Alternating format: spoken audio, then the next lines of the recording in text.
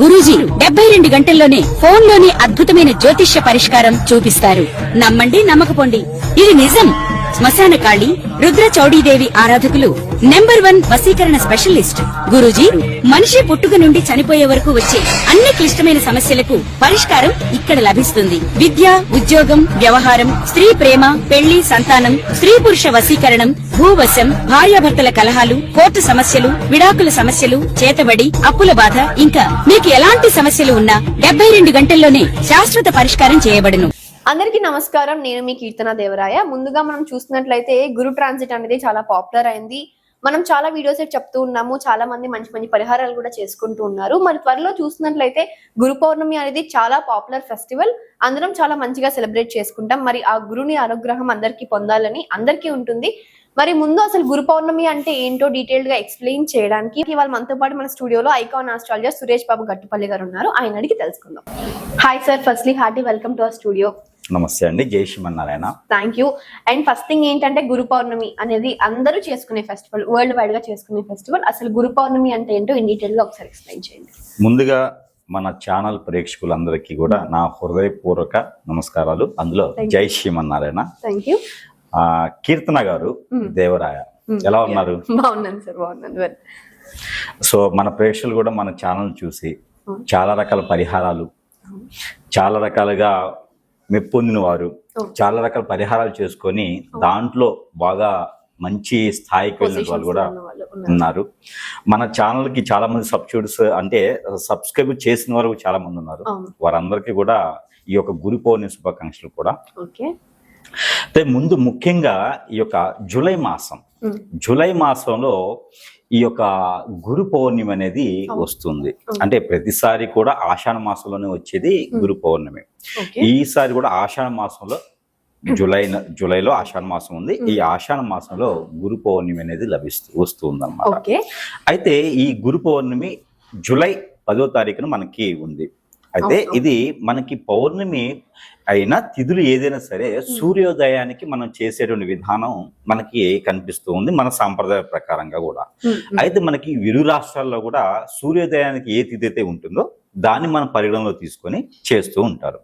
అలానే ఈ జూలై 10వ తారీఖున వచ్చేటువంటి గురు పౌర్ణమి ఏదైతే ఉందో ఈ పౌర్ణమి కూడా 10వ తారీఖుని మనం పరిగణనలో తీసుకోవాలి. అంటే 9వ తారీఖే ఆసనం అవుతుంది గురు పౌర్ణమి, కానీ 10వ తారీఖు మొత్తం రోజంతా ఉంటుంది. అదే కాక సూర్యోదయానికి ఉంది కాబట్టి ఆ రోజునే మనం నైట్ నుంచి వస్తుంది. ఈ సాయంత్రం 9వ తారీఖు సాయంత్రం 5 గంటల నుంచి కూడా పౌర్ణమి ఉంది, కానీ 10వ తారీఖునే మనం తీసుకోవాలి. అంటే 10వ తారీఖు అనేది కన్ఫర్మ్ గా గురు పౌర్ణమి అని మనం అనుకోవచ్చు.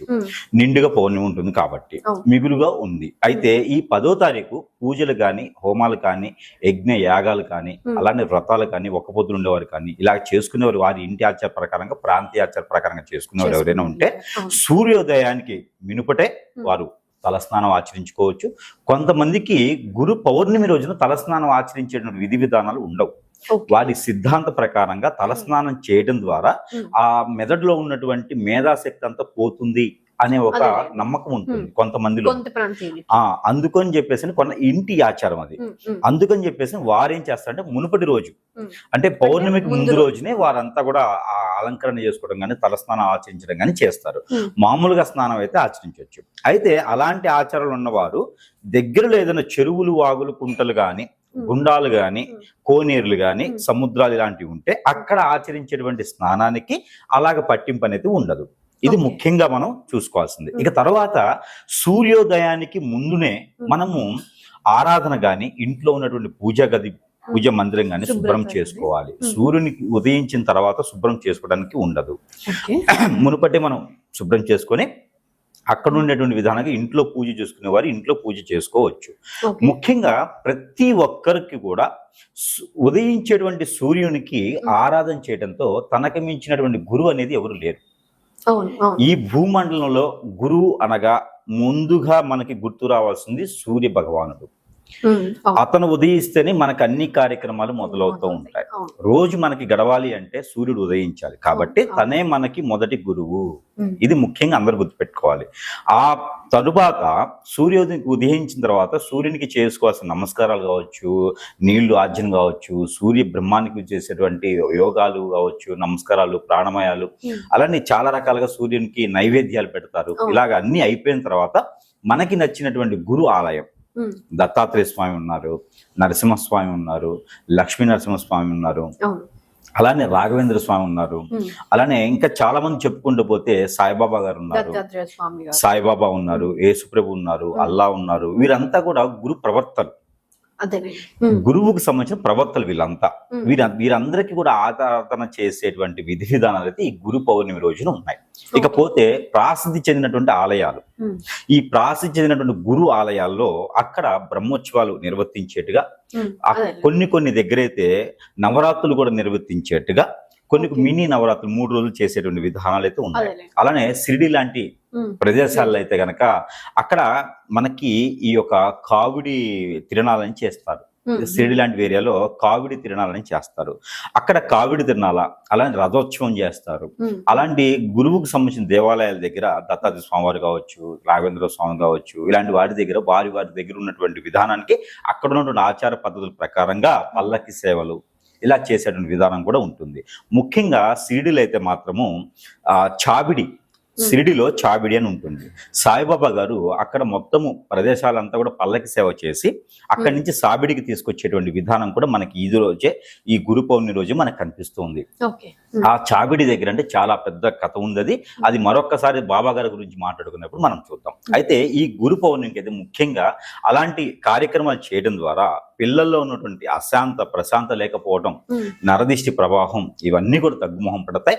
పిల్లలు చదువుకునేటువంటి వారు కావచ్చు, జాబ్ చేసేవారు కావచ్చు, వ్యాపారం చేసేవారు కావచ్చు, వారి మైండ్ సెట్ ఏదైనా బాగలేకపోతే, అనీజీగా ఉంటే, జ్ఞాపక శక్తి లేకపోతే కనుక ఈ గురువుకు సంబంధించిన గురు పౌర్ణమి రోజున కనుక అభిషేక, అర్చన, హోమ, యజ్ఞ, యాగాలు, జపాలు చేసినా కూడా అది పుణ్య ఫలితం వస్తుంది ఖచ్చితంగా అని చెప్పొచ్చు. మరొకటి ఏంటంటే విద్య నేర్చుకునేటువంటి వారికి, అధ్యయనం నేర్చుకునేటువంటి వారికి మొదటిగా సూర్యుడు, చంద్రుడినే గురువుగా భావిస్తారు. అందుకని గురు పౌర్ణమి అంటే చంద్రునికి సంబంధించింది కాబట్టి అందులోనూ ఇంట్లో ఎవరికైనా తల్లి గారికి కానీ, తల్లి స్వభావంతో కూడినటువంటి స్త్రీలకు ఎవరికైనా బాలేకపోతే కూడా యజ్ఞాలు చేయించడం ద్వారా, అక్కడ జపం చేయించడం ద్వారా, లేదన్నా హోమం చేయించడం ద్వారా, లేదంటే కనీసం వ్రతం చేయించడం ద్వారా అయినా సరే ఆరోగ్యం కుదిరిపడేటువంటి విధానాలు కూడా మన పురాణాల్లో చాలా వరకు ఉన్నాయి. ఈ గురు పౌర్ణమి ఒక ప్రత్యేకత అయితే ఇలా ఉంటుంది. ఇకపోతే ఈ గురు పౌర్ణమి రోజున నాన్ వెజ్ తినకుండా గురువుని ఆరాధిస్తూ మనకి విద్యా బుద్ధులు నేర్పినటువంటి, మనకి నాగరికత నేర్పినటువంటి, మనకి ఎలా జీవించాలి మానవాళిలో అనేటువంటి ముందుకి దారి చూపించిన, మార్గదర్శిగా చూపించేటువంటి ప్రతి ఒక్కరు మనకి గురువుతో సమానం. తల్లిదండ్రి తర్వాత గురువుతో సమానం. అంటే ప్రతి ఒక్కరు కూడా మనకి డబ్బు లేని సమయంలో డబ్బు సహాయం చేసి పలాని వ్యాపారం పెట్టుకోమని చెప్పిన వారు కూడా గురువే. లేదు నాయన నువ్వు పలాని దారిలోకి వెళ్ళి మంచి జరుగుతుందని చెప్పినటువంటి వాడు గురువే. వాడు ఫ్రెండ్ కావచ్చు, స్నేహితుడు కావచ్చు, శ్రేయోభిలాషి కావచ్చు, రిలేషన్స్ కావచ్చు, కానీ మనకి గురువుతో సమానం. వారి అంతటి వారికి కూడా వారికి పాద సేవ చేసుకోవటం, వారికి ఏదన్నా బట్టలు దానం ఇవ్వటం, అలాంటి చేస్తే ద్వారా కూడా కొంతమేర పుణ్యం అనేది వస్తుంది. వారు పెట్టినటువంటి దారులు నడుచుకుంటూ వెళ్తే కూడా మనకి ఆ పుణ్యఫలమే కాకుండా మనం వెళ్ళాల్సినటువంటి దారి, గోల్ ఏదైతే ఉందో దానికి ఖచ్చితంగా రీచ్ అవుతాము. ఇది గురువుకు సంబంధించినటువంటి విధానం. ఇక చివరిగా మనకి గురువు పౌర్ణమి ఏ రోజు ఎట్లా వస్తుంది, ఎప్పుడు ఎట్లా పూజ చేసుకోవాలనే దానికి చూసినట్టయితే కనుక మనకి గురు పౌర్ణమి జూలై 10వ తారీఖున వస్తుంది. అదే రోజున పూజలు చేసుకోవచ్చు. అయితే ఇది సూర్యబింబానికి ముందుగానే దేవుని మందిరం మనం అనుకునే పూజలు చేసుకునే విధానం ఉంటుంది. అలానే గురువుకు సంబంధించినటువంటి నైవేద్యం ఏముంటుందో అది చక్కెర పొంగలి అంటే చాలా ఇష్టం. గురువు ఎవరికైనా సరే తీపి పదార్థం చేసి పెట్టాలి, చక్కెర పొంగల్ చేసుకొని పెట్టాలి. ఆ తర్వాత గోధుమలతో చేసేటువంటి తీపి పదార్థాలు, గోధుమతో రవ్వతో చేసి దాంట్లో బెల్లం వేసి నైవేద్యం పెట్టాలి ఉదయించేటువంటి సూర్యునికి. ఇది ప్రతి ఒక్కరు కూడా చేయాలి. ఇంకా అనారోగ్యంగా ఉన్నవారు, దాంట్లో ఇంకా నెగిటివ్ ఏదైనా జరిగి ఉన్నవారు, మైండ్ పరంగా ఎదగలేనటువంటి వారు, పిల్లలు అయితే బాలరిష్ట రోగాలతో ఉన్నవారు ఎవరైనా ఉంటే ఉదయించే సూర్యునికి నీళ్లు ఆజ్ఞించాలి. ఓకే. ఇవన్నీ కూడా గురు పౌర్ణమి రోజు చేసుకుంటే చాలా మంచిది.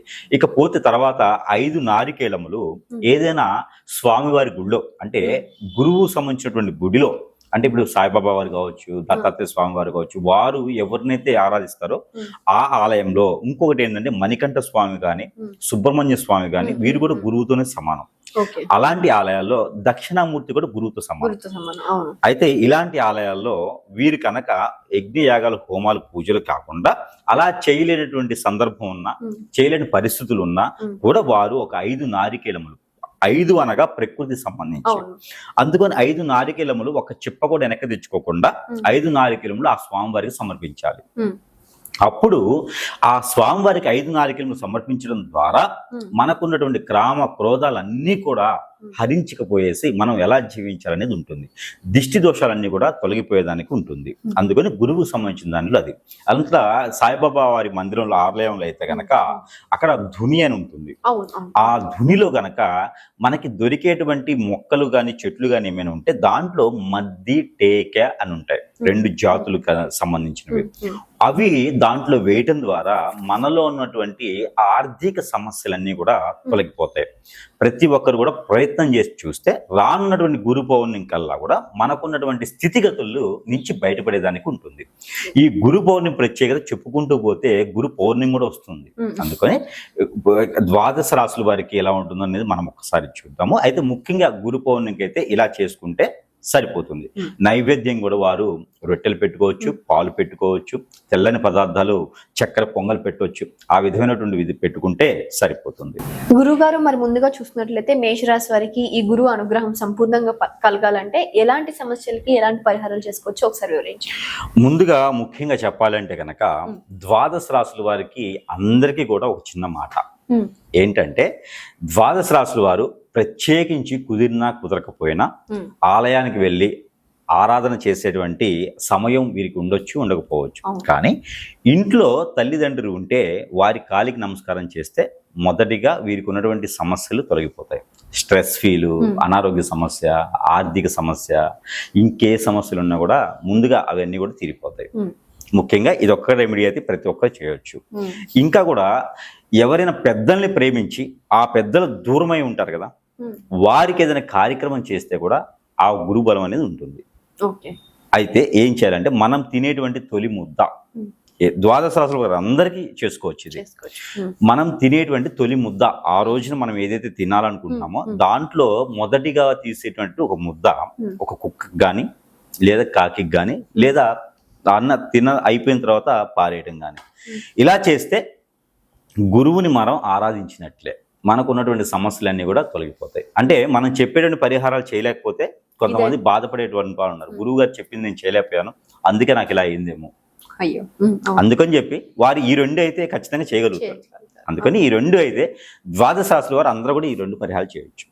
అయితే ముఖ్యంగా మేషరాశి వారు గురు పౌర్ణమి రోజున, అంటే జూలై 10వ తారీఖున ఈ గురు పౌర్ణమి రోజున చేయవలసినటువంటి పరిహారం చేయడం ద్వారా వారికి ఎలాంటి సమస్యలు తొలగిపోతాయి. ముఖ్యంగా ఈ మేషరాశి వారికి గత కొంతకాలంగా నేను పరిగణలో చూసినట్టు దాని ప్రకారంగా అయితే మనకు వచ్చే కాల్స్ ప్రకారంగా కూడా ఈ మేషరాశి వారికి ఎక్కువగా ఉన్నటువంటి సమస్య ఏంటంటే ఆందోళన. ఏమి చేసినా భయం, ఏం చేద్దామన్న భయం, ఎదుటి వ్యక్తిని నమ్మాలన్నా కూడా ఆలోచన. దాని వలన ఏజేమో వెనక్కిపోతుంది, వీరేమో ముందుకెళ్ళలేకపోతున్నారు. అట్లా ఉన్నటువంటి సమస్యల్లో ఉన్నటువంటి కొట్టుమిట్లాడేటువంటి విధానాల్లో ఉన్నారు. అది కొంతమంది. మరి కొంతమంది ఏదో చేద్దాం, ఏం చేయాలో అర్థం కాదు, ఏం చేయాలో తెలియట్లేదు. అంటే అతనికి గురువు అనుగ్రహం అనేది లేదు. ఉంటే తనకి ఏం చేయాలో అర్థమవుతుంది. ఒక దారి అనేది తెలిస్తే కళ్ళు మూసుకొని వెళ్ళొచ్చు, తెలియని దారిలో వెళ్ళాలంటే ఖచ్చితంగా 10 కళ్ళు చేసుకుని వెళ్ళాలి. అలా ఉన్నది మేషరాశి వారికి. కన్ఫ్యూషన్స్ లో ఉన్నారు. ఆ కన్ఫ్యూషన్ నుంచి బయటికి రావడానికి ఈ మేషరాశి వారికి ముఖ్యంగా ప్రత్యేకించి ఈ గురు పౌర్ణమి రోజున వారు ఏ గురువుకు సంబంధించిన ఆలయానికి వెళ్ళినా పర్వాలేదు, కానీ వెళ్ళేటప్పుడు ఉదయాన్నే వెళ్తే అభిషేకంలో పాల్గొంటే వారికి ఖచ్చితంగా మంచి నడవడిక, మంచి ఆలోచన వచ్చేటువంటి విధానం ఉంది. కాబట్టి ప్రతి ఒక్క మేషరాశి వారు కూడా వారికి కుదిరితే కనుక ఆ గురువుకి ఆ రోజున ప్రతి ఆలయంలో అభిషేకం చేస్తారు. ఉదయాన్నే కొన్ని ఆలయాలు 5ంటికి చేస్తారు, 4:30కి చేస్తారు, 6ంటికి చేస్తారు. అది కనుక్కొని ఆ అభిషేకంలో పాల్గొనాలి. ఆ అభిషేకంలో పాల్గొనేటప్పుడు ఏదో ఒక ద్రవ్యం తీసుకుని వెళ్ళి అభిషేకం చేసుకోవాలి. ఇది ప్రత్యేకంగా చేస్తే వారిలో ఉన్నటువంటి ఆందోళన, చిరాకు అన్నీ కూడా తొలగిపోయేసి ఒక ప్రశాంతమైనటువంటి వాతావరణం అనేది వారిలో లభిస్తుంది. ప్రత్యేకంగా మేషరాశి వారైతే ఈ ఒక చిన్న పరిహారం చేసుకుంటే సరిపోతుంది. మరొకటి మేషరాశి వారు ఒక ఇద్దరికైనా లేదు అనుకుంటే ఆ గురువుకి అయినా సరే తెల్లని వస్త్రాలు ఒక 2 ఆ గురువుకి సమర్పించుకోవాలి. గుడిలోకి వెళ్ళి ఆ ఆలయంలో, ఆ గురువు ఆలయంలోకి వెళ్ళి ఆ గురువు గారికి, ఆ స్వామి వారికి తెల్లని వస్త్రాలు ఒక 2 సమర్పించినట్లయితే వీరిలో ఉన్నటువంటి చింతన, చికాకు, ఆలోచన, ఆరోగ్యము, మైండ్ అన్ని రకాలుగా కొంతమేర వీరికి బేసిక్గా బయటపడేదానికి, ఆ గ్రహాల యొక్క అనుకూలత కూడా ఉండేదానికి ఆస్కారం ఉంటుంది. కాబట్టి మేషరాశి వారు ఇది చేస్తే కొంతమేర ఫలితం ఉంటుంది. మరి చూశారు కదా, మేషరాశి వారు గురువు అనుగ్రహం పొందాలంటే ఇలాంటి మంచి మంచి పరిహారాలు చేసుకోమని మనస్ఫూర్తిగా కోరుకుంటూ మరొకసారి మీకు, మీ కుటుంబ సభ్యులకి గురు పౌర్ణమి శుభాకాంక్షలు. మరో రాష్ట్ర కలుద్దాం. అంతవరకు సెలవు.